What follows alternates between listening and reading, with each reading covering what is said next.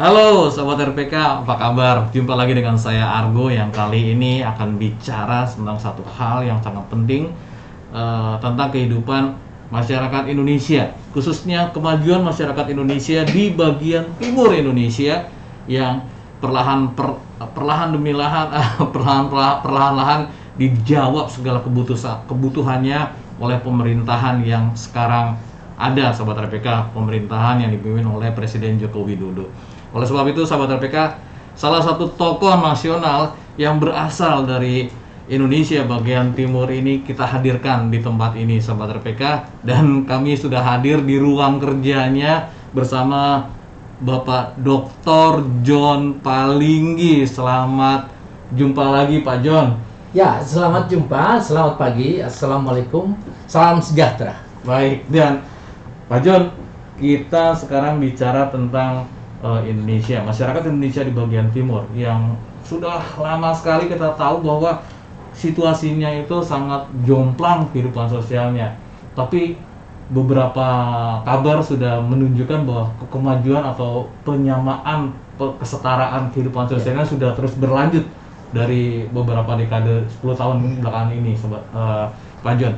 Pak John, kita mau dong sebagai tokoh nasional yang berasal dari wilayah Indonesia di bagian timur untuk bercerita sedikit tentang sosial masyarakatnya. Sebenarnya Indonesia bagian timur seperti gimana gitu, Pak Jo? Ya, Indonesia Timur itu terlalu luas sebetulnya. Tetapi memang kalau dibagi, saya dari Indonesia Timur, di Provinsi Sulawesi Selatan, lebih spesifik lagi di Toraja. Ya, saya berasal dari Toraja dan dilahirkan berasal dari Toraja.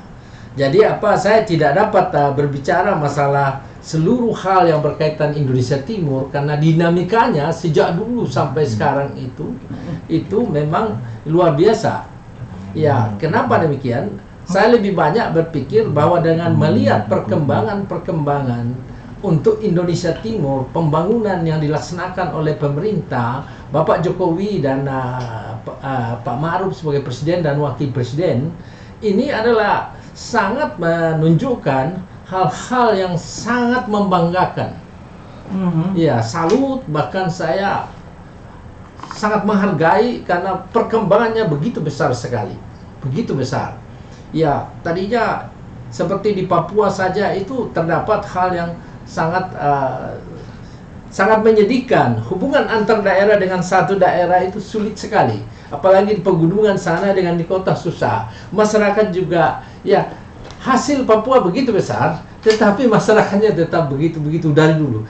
Di dalam era kabinet Indonesia Maju ini, ya, banyak hal yang didapatkan oleh Indonesia Timur dan secara menyeluruh, ya, itu antara lain adanya kesamaan harga bahan bakar, pembangkit listrik, kemudian hubungan dengan laut itu kapal laut lancar, hubungan dengan udara lancar. Ya, sekarang pun ada jalan tembus ke daerah pegunungan yang dibuat oleh Bapak Jokowi yang tidak pernah ada ini sebelumnya. Tidak pernah ada sebelum pemerintahan Jokowi. Ya, kalau berbicara lagi, industri nikel di Sulawesi Tenggara dan Sulawesi Tengah begitu berkembang, dan itu berbicara lagi di daerah Manado sana, tol diresmikan, di ujung pandang juga jalan kereta api, banyak sekali hal. Pembangunan lapangan udara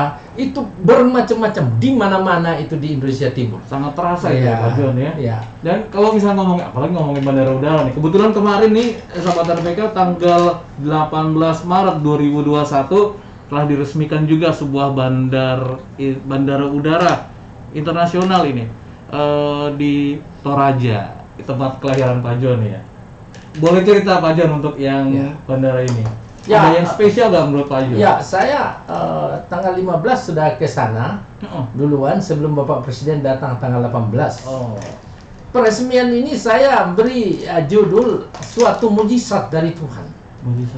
Mujizat dari Tuhan. Ya, satu putusan dari Tuhan melalui Pak Jokowi.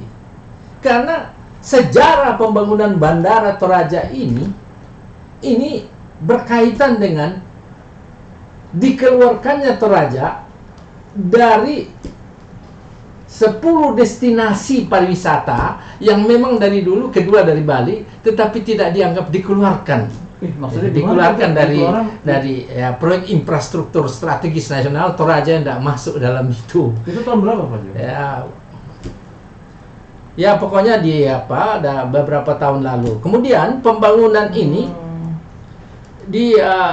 diadakan karena memang Toraja terisolasi dan didiskriminasi ya. Dari dulu.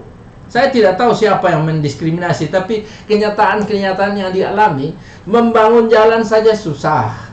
Ya, 9 jam itu dari Makassar ke sana baru sampai di Toraja. Dan ide pembangunan itu pada saat Pak Freddy Numberi Freddy Numberi Menteri Perhubungan dan ada orang tokoh Toraja di sana. Ini untuk membangun airport. Tetapi selama 13 tahun ini sejak dimulainya mencanangkan pembangunan ini, selama 12 tahun itu mengalami banyak sekali masalah. Masalah lokasi yang tidak pas, masalah pembiayaan yang sudah di drop 350 miliar itu tidak karu-karuan, masalah, dan terakhir BPK juga campur tangan bahwa tidak layak diteruskan, dan juga ada orang lain itu yang di sana bilang tidak layak lagi ini lapangan udara dibangun, tanpa mempertimbangkan terisolasinya Toraja sejak dulu. Jadi ada hal-hal yang tidak sungguh amat ya menyedihkan orang Toraja. Perilaku itu yang menghambat perkembangannya Toraja. Itulah sebabnya saya katakan, datanglah Pak Jokowi dan dia lihat bahwa Toraja memerlukan penyelesaian lapangan itu, dan memerintahkan 10 bulan selesai itu lapangan udara. Itulah sebabnya saya katakan bahwa ini adalah mujizat Tuhan, mujizat dari Yang Maha Kuasa melalui tangan Pak Jokowi, sehingga lapangan udara ini bisa diresmikan setelah melalui tantangan, hambatan, kepahitan, orang-orang penggelapan dan lain-lain, bisa diresmikan. Hanya 10 bulan. Hanya 10 bulan dibangun. Sebelumnya bertahun-tahun nggak berdiri-berdiri gitu. Ya, uang sudah digelontorkan 350 miliar, tetapi tidak jalan. Lokasi salah, ini salah. Ini pun gunung, Bapak Jokowi perintahkan potong 3 gunung untuk supaya dapat landasan. Ini keputusan yang sangat, saya rasa itu bersumber dari hati nurani Pak Jokowi sendiri. Kasihan dia pada orang Toraja itu. Kasihan. Satu-satunya daerah pariwisata di Indonesia yang terisolasi dan diisolasi dan diskriminasi. Maka saya berbangga, saya sebagai putra di sana dan menghadiri peresmian itu, saya berterima kasih sama Bapak Presiden, Menteri Perhubungan, Menteri Pekerjaan Umum. Sahabat RPK, baru kali ini saya berbicara ngobrol sama Pak John, terasa haru birunya di sini Pak John, bahwa sebagai putra daerah benar-benar berterima kasih karena peresmian itu ya. Sebenarnya kalau dilihat peresmian saya tambahkan ya, saya sebetulnya secara manfaat, secara apa, saya gampang aja, lewat 9 jam perjalanan tidak apa-apa bagi saya. Tetapi saya melihat dari segi keseluruhan masyarakat Toraja, jangan digitukanlah. Mereka ini sangat penurut di Sulawesi Selatan, tapi kenapa dibegitukan? Nah, terakhir, saya kalau boleh mencium kakinya Pak Presiden, karena dia berani mengambil putusan untuk membangun dan menyelesaikan dan meresmikan lapangan itu. Kalau perlu saya cium kakinya, tanda terima kasih. Pak Presiden boleh dengar itu kalau Presiden menyaksikan ya. Tapi memang terus terang ketulusan dan aura di sini nih terasa sekali bahwa memang perlu adanya terima kasih kepada Presiden Jokowi atas diresmikannya bandara di Toraja ini tanggal 18 Maret. Waktu peresmian itu histeris semua orang. Masyarakat Toraja yang ada di sekitar itu histeris. Dia sangat sayang kepada Bapak Presiden, sangat sayang. Ya. Oke. Jadi ada dengan adanya bandara ini betul-betul karunia, mujizat dari Tuhan melalui tangan Bapak Presiden. Ya, itulah sebabnya saya juga menganggap tidak usah kita ungkit segala macam kepahitan dalam rangka pembangunan itu. Sebab saya yakin bahwa waktu Tuhan itu adalah yang terbaik. Kalau dulu belum waktu Tuhan, waktu para penjahat itu, waktu ini adalah waktu Tuhan. Tuhan kali ini ya. Tunggu waktu Tuhan dalam hidup, pasti datang dia pada saatnya. Asal kita benar, asal kita benar. Syaratnya asal benar dalam hidup. Baik. Dan sahabat RBK, nanti kita mau tanya sama Pak John, apalagi nih setelah bandara ini udah ada, apa yang harus dilakukan oleh pemerintah daerah ataupun juga masyarakat di sana setelah yang satu ini.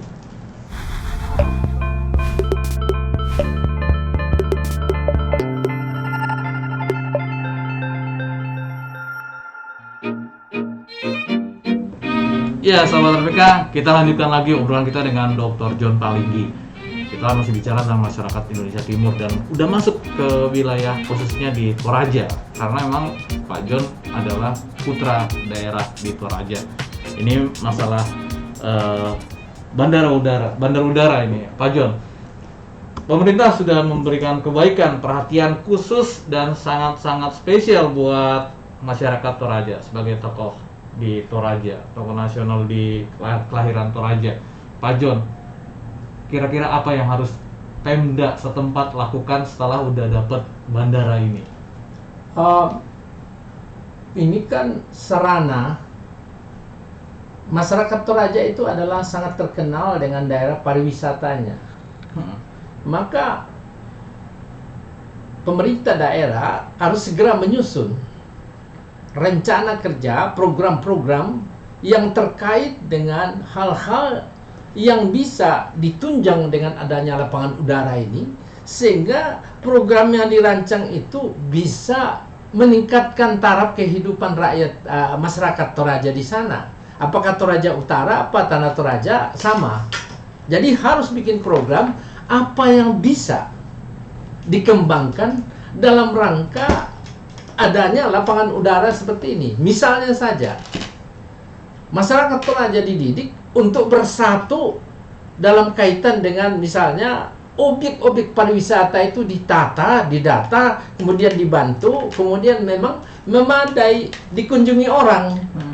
Nah, misalnya di sana ada negeri di atas awan. Nah, ada pariwisata di KT, ada juga bermacam-macam. Dan itu infrastruktur, saya tegaskan, infrastruktur pariwisata di Toraja itu sebetulnya dari dulu sudah siap. Nomor 2 sesudah Bali. Nomor 2 sesudah Bali. Sayang itu kan dihapuskan terus. Dihapuskan dari daftar dia. Saya tidak tahu siapa yang menghapuskan. Ya tapi biarlah itu semua kan. Dan sekarang itu yang harus dikembangkan adalah kesatuan. Bagaimana membuat program bersama pemerintah Kabupaten Toraja Utara dengan pemerintah Tanah Toraja itu coba disatukan programnya dalam rangka menjawab fasilitas yang sangat luar biasa dikasih Bapak Presiden ini. Ya, sehingga masyarakat itu dalam kesatuan persatuan itu bisa mengembangkan apa kreativitasnya yang berhubungan dengan ini. Sebab pasti akan membawa nilai tambah. Sayangnya memang ada COVID kan. Kalau tidak ini sudah bejibun orang-orang asing ke sana. Sebelum COVID itu orang dari turis asing itu luar biasa datang itu. Tapi puluhan ribu setahun ke sana. Jaraknya masih jauh padahal ya. Gimana kalau yang udah begitu ya? 9 jam aja datang banyak. Berjibun itu turis asing. Apalagi kalau ada pesawat seperti ini. Jadi pasti akan membawa nilai tambah yang tinggi sekali asal direspon oleh kepala daerah, pemerintah daerah, Tanah Toraja dan Toraja Utara, program-program yang bisa mengikut sertakan masyarakat di dalamnya. Jangan programnya pemerintah daerah saja, masyarakat hanya penonton-penonton saja. Bahkan yang lebih parah, ya masyarakatnya berkorban untuk ditonton pariwisatanya, tetapi tidak ada ya nilai tambah yang dia dapatkan kembali. Tapi kalau ngomongin kerja pemerintah daerah kan berarti juga melihat adanya beberapa hambatan ataupun kesulitan-kesulitan dari pemerintah daerah itu sendiri, Pak John. Mungkin ada hal umum yang bisa Pak John kasih tahu supaya hambatan itu bisa ditanggulangi. Ya saya kira ya objek pariwisata yang sudah ada itu supaya diperbaiki, diberi sarana prasarana, kemudian gampang mencapai. Sekarang kan saya lihat itu oleh pemerintah provinsi sebelumnya, gubernur itu sudah membangun, dan pemerintah daerah melalui bantuan pusat seluruh jalan sudah bagus di sana, lumayan juga ya Pak. Tinggal lagi objek pariwisata ini coba ditata dengan baik sehingga orang tidak bosan. Itu sahabat RPK. Kemudian di dalam kota supaya ditata, ya dibagusin juga ya. ya dipercantik lah kotanya supaya ya masa dikasih lapangan udara tapi kotanya tidak dipercantik. Oke. Itu yang harus diperhatikan sama pemerintah setempat, mempercantik wilayah, menjadikan begitu turun pesawat langsung lihat, oh ini daerah wisata gitu Pak John ya. Kalau yang unggul di Toraja adalah masyarakatnya sangat ramah. Itu adalah kekhasan khas dari Toraja, ramah, welcome. Iya. Setiap orang, apa beda suku, agama, etnis, apalagi orang asing, dia welcome. Tidak ada masalah. Tidak ada kalau masalah, Toraja. ya. Yang ada adalah perlunya dorongan pemerintah daerah, dua kabupaten, supaya masyarakat berinisiatif, kreatif, dan juga masyarakat Toraja di luar Toraja coba dikumpul apa yang bisa dibangun, apa yang bisa dibuat supaya daerah itu bisa menyenangkan hati orang kalau datang melihat. Peranan yang paling penting yang bisa dilihat sendiri untuk masyarakat terhadap program-program pemerintah di daerah Toraja sendiri kira-kira apa nih Pak John? Ya dari segi misalnya dari segi kerajinan, dari segi makanan, dari segi apa saja itu kan masyarakat bisa buat oleh-oleh ya kopi. Di sana itu terkenal sekali dengan kopi Toraja. Iya betul. Ya, home industry kopi Toraja, home industry oleh-oleh, kemudian berbagai macam ukiran-ukiran, atribut-atribut, banyak sekali yang bisa. Cuma itu harus ada pembinaan, tidak bisa dibiarkan saja. Pembinaan. Gitu ya. Berarti pemerintah pusat juga harus melihat begitu ya Pak John ya. Pemerintah pusat baru dapat mengambil langkah-langkah apabila ada konsep dari wilayah. Dalam hal tertentu pemerintah pusat dapat intervensi ke wilayah kalau tidak jalan, misalnya lapangan udara. Tetapi hal lain tentu ada ide, gagasan, konsep, usul dari daerah, baru pemerintah pusat. Termasuk wisata itu ya? Ya khususnya Toraja harus hidup dari wisata. Oke. Dan sahabat RPK mungkin juga bisa kapan-kapan kita ke Toraja gitu ya. Bandar udaranya udah ada soalnya, jadi udah gampang sekali untuk menjangkaunya. Ini nggak usah ke ujung pandang dulu, nggak usah ke Makassar dulu. Jadi Makassar dulu. Ya, baru 50 menit. Oke. Jadi ke Makassar dulu dari Jakarta misalnya 2 jam, terus 50 menit ke sana sampai. Oke. Dulu 9 jam. Dulu 9 jam. Sekarang cuma 50 menit. Nggak tebel gitu. Duduknya nggak terlalu lama. Kira-kira Pak John, untuk seluruh masyarakat Indonesia setelah mengetahui adanya Bandar Udara Toraja, apa nih yang bisa disupport ataupun dikasih untuk masyarakat Toraja? Sekarang ini tanah Toraja dan Toraja Utara itu sebetulnya itu sebelum bandara juga itu tetap datang banyak, bahkan dari Papua datang orang-orang untuk melihat tanah negeri di atas awan dan lain sebagainya. Banyak turis lokal banyak. Apalagi dengan kondisi sekarang. Ada lapangan udara, ada pesawat. Jadi dari masyarakat di wilayah pasti datang. Ya terus terang, ibunya Bapak Presiden sendiri sudah bersama-sama saya dulu pernah ke sana. Ya, saya bawa di negeri di atas awan. Ibu bukannya Ibu Iriani, tapi ibunya beliau, almarhum. Ya, jadi almarhum sudah lihat negeri di atas awan. Tapi selain sektor wisata, sektor ekonomi lainnya apa nih Pak John di Toraja? Ya, aspek-aspek perkebunan kopi, aspek-aspek panorama, aspek-aspek lainnya, masalah budaya-budaya lama dari orang Toraja, banyak sekali yang pemandangan, terutama panorama itu sangat indah sekali, dan udara yang sangat sejuk. Sejuk. Sumber daya tidak ada AC di sana. Nggak ada AC tapi sejuk. Sejuk ya. Ya. Itu memang sumber daya alam juga ada memadai. Sumber daya manusia harus lebih mendapat lebih kreatif, harus pembinaan. lebih dapat pembinaan supaya lebih kreatif terhadap hal-hal yang bisa membawa nilai tambah. Misalnya bersama-sama membuat sesuatu yang menarik orang, dibina supaya di packagingnya atau apanya saja itu menjadi nilai tambah. Ya, Pak John.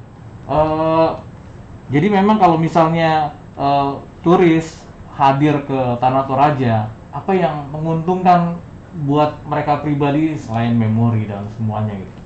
Iya, yang ada sekarang ini yang harus dikembangkan adalah membesarkan animo, hasrat dan keinginan dari turis asing untuk bisa ke Toraja sesudah pandemi ini. Untuk sementara ini adalah masyarakat di Indonesia saja, turis lokal sampai Papua sudah. Sebelum Covid banyak sekali, sekarang pun banyak. Nah, hanya saja harus dikoordinasikan, dibina supaya pembinaan masyarakat itu bisa dalam perilaku atau penerimaannya itu bisa menarik hati orang, supaya karena dagang ini harus bisa menyenangkan hati orang. Berarti investasi yang paling enak di sektor pariwisata kalau di Sektor Toraja. pariwisata. Nah, itu yang saya katakan, sejak 2001 saya sudah tergabung dalam Asia Pacific Economic Cooperation. Ya, negara-negara Asia Pasifik kerjasama ekonomi. Dan 2014 saya hadir lagi di APEC di Beijing. Ada 26 kepala negara hadir dan saya salah satu juga delegasi dari Indonesia. Ada Pak Jokowi juga hadir. Dan saya diberikan ini bebas visa untuk 19 negara di Asia Pasifik. Wah, 19 negara. Australia, Jepang, Filipina, Brunei, Korea, Rusia, Chili, Meksiko, Singapura, Cina, Malaysia, Thailand, Hong Kong, New Zealand, Taiwan, Indonesia, Peru, dan Vietnam. Saya bebas visa. Sampai tahun 2000. Sampai Januari 2025. Wah. Jadi tugas saya sebetulnya mengkomunikasikan potensi-potensi strategis di Indonesia untuk para investor datang untuk menanamkan modalnya dengan memberikan informasi yang benar, dengan melindungi mereka, dan juga pada awalnya tidak usah ambil uang saya pakai untuk mereka. Uang sesudah terjadi kontrak investasi nanti diperhitungkan ke saya. Kalau ini banyak yang dapat masalah, investor dari Cina dihantam dengan demo, diperlakukan tidak enak di wilayah, saya selesaikan dan dari 38 kasus clear semua. Tidak ada masalah. Kok bisa sampai ada demo gitu sih? Ya, biasa. Di daerah ada LSM, di daerah ada juga diada-adakan lah begitu. Tetapi setelah kita dekati dengan pendekatan sosial kemasyarakatan itu selesai. Tidak ada masalah. Ya, yang ada adalah di Indonesia kita selalu berbicara investor, tapi tidak diberikan perlindungan yang baik terhadap investor. Yang kita berikan adalah perlindungan keamanan. Salah. Perlindungan komunikasi tentang tanggung jawab perusahaan terhadap lingkungan di mana dia berusaha. Itu yang tidak ada dilakukan selama ini. Dan tidak ada lobby mediasi dengan masyarakat kalau ada timbul. Nah, saya kebetulan ketua Asosiasi Mediator Indonesia. Iya. Di Toraja pun akan diberlakukan seperti itu. Ya, saya akan mengusahakan sesudah Covid ini ada turis dari mancanegara terhadap Toraja dalam bentuk kita menjelaskan, tetapi harus secara profesional dan jangan ambil uang pada saat kita memasarkan. Jangan ambil uang mereka. Saya biayai. Oh, gitu ya. Jadi kalau ada yang mau ikut tuh silakan tuh. Hubungi Pak John langsung ya. Di Asosiasi Mediator Indonesia. Di situ ya. Apalagi kita akan bentuk board untuk menolong menolong pariwisata Toraja. Tapi inisiatif harus banyak di sana. Sebab bagaimanapun tidak akan ada perubahan sebelum yang bersangkutan sendiri, pejabat-pejabat di sana yang memulai apa yang bisa dibantu. Oke. Jadi teman-teman yang punya perusahaan perjalanan bisa menghubungi Pak John. Ya, bisa kita kerjasama. Untuk kerjasama. Tapi ini sesudah Covid baru mungkin. Iya, sudah Covid.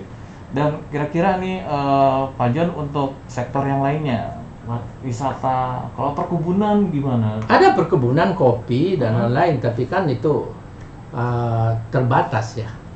Oh iya. Ya, kopi di sana kopi Arabica yang sangat enak sekali. Toraja itu ada Robusta tapi ya second quality. Tapi kalau di mix Robusta, Arabica Robusta, itu enak sekali. Ya, sahabat RPK, nanti kita lanjutkan lagi ya, karena kita akan dengerin dulu yang satu ini.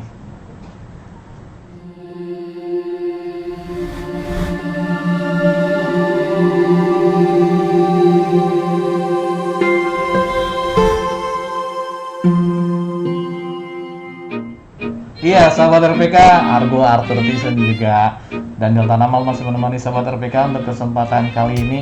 Masih bersama dengan Bapak Dr. John Palinggi. Kita masih bicara tentang masyarakat Indonesia Timur, khususnya Tanah Toraja nih sahabat RPK, juga wilayah Toraja lainnya. Yang menarik ternyata bisa sekarang udah aksesnya udah lebih gampang lagi untuk berpariwisata ataupun melakukan usaha wisata dan perkebunan juga mungkin, tapi mungkin wisata itu lebih, kalau menurut saya sih lebih kelihatan Priority. Lebih kelihatan bisa diprioritaskan. SDA-nya bagus, SDM-nya juga bisa dikembangkan. Pak John, kalau dari sebagai putra daerah nih Pak John, kira-kira nih Pak John, hal-hal apa yang perlu diperhatikan untuk kita setelah perbincangan, misalnya bandara udah ada, sekarang mau ngapain lagi? Apalagi nih Pak John? Silakan Pak John. Ya, sebetulnya istilah putra daerah bagi saya putra nasional, lahir di Toraja ya. Jadi saya putra nasional Pak, bukan putra daerah. Karena kedaerahan kita dalam hidup ini tidak boleh menonjol ya. Yang adalah bagaimana kita bersatu dalam kebinekaan Tunggal Ika. Dan seberapa pun saya kan mungkin di antara masyarakat Toraja yang tersebar di seluruh Indonesia, mungkin ada yang saya adalah bagian terkecil dari semua itu. Tetapi saya berniat baik untuk bagaimana melakukan sesuatu, apa saja yang bisa dimungkinkan untuk membantu ya saudara-saudara saya yang memang ada kesulitan sedikit di sana. Ya, jadi apa saja yang harus dilakukan, saya lihat itu kan sudah jalanan sudah dibangun bagus, ada airport begitu, kemudian bantuan-bantuan pemerintah pusat juga mengalir. Tinggal lagi adalah bagaimana efektivitas penggunaan anggaran itu supaya bisa membawa satu nilai tambah, ada infrastruktur tersedia sehingga digunakan masyarakat dan merubah jadi masyarakat supaya lebih mobilitasnya itu lebih cepat, lebih cepat, ya, didorong, dipatu, dibina dan lain. Saya sendiri untuk secara nasional itu dari Aceh sampai Papua saya sudah melakukan berbagai langkah-langkah di mana membina generasi muda itu supaya merubah diri menjadi bukan peminta-minta, menumpang hidup, tetapi harus bisa menghasilkan sehingga dia hidup. Yang namanya membangun diri melalui prestasi ke prestise. Jadi di daerah pun juga jangan membangun diri melalui prestise ke prestasi, tidak akan dapat apa-apa. Apa prestasi itu? Saya katakan dengan Universitas Islam Negeri Pemuda, membangun diri melalui prestasi ke prestise. Cuci mobil, lap lantai, gulung rom. Yang penting menghasilkan dan jangan mencuri dan menghina orang lain. Pasti ada. Ini yang harus dipompakan. Yang kedua, keramahan kita, muka kita, keceriaan kita, very welcome terhadap orang, itu adalah bagian dari ajaran-ajaran agama di mana kita harus melayani sesama. Iya. Kalau misalnya ungkapan syukur untuk